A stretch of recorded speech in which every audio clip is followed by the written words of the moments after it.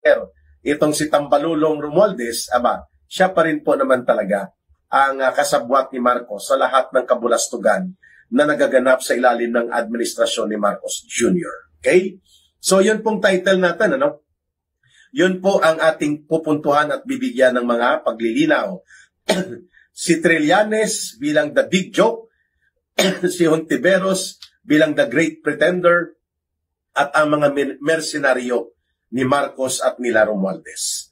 Pag sinabi pong mersenaryo, ikaw ay parang kontraktor sa mga demolition job operations.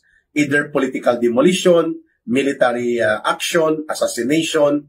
Pag mersenaryo po, ikaw ay for contract hiring.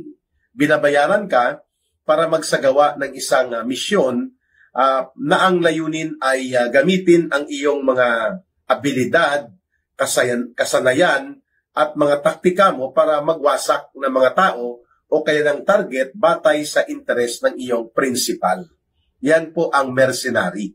So parang ikaw ay kontraktor sa mga demolition job operations, sa mga sabotage operations. Exactly how we define kung papaano po ginagawa ni Trillanes, ni Hontiveros, nila Dilima, nito nila Boy Ngiwe ng Akbayan, ilaw na komunistang grupo, at pati na po ng mga CPP, NPA, NDF, urban operatives. They are all under the lump name, yung isang katawagan na mersenaryo o mga bayaran at suhulan upang magsagawa ng misyon sa isang layunin na hindi naman napapakinabangan ng mamamayan.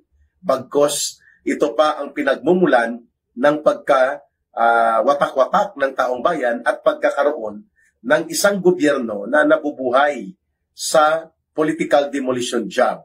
At ang mga gastos, pondo at mga resources ng pamahalaan ay doon lang napupunta para sa kanilang political survival and political agenda.